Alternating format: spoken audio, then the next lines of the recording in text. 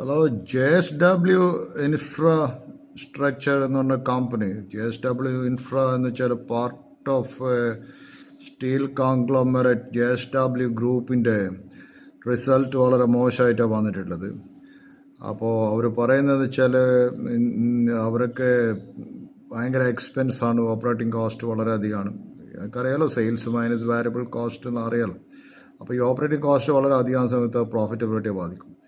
ഇത് ഇന്ത്യയിലെ second largest ship container operate ചെയ്യുന്ന കമ്പനിയാണ് JSW ഇൻഫ്ര.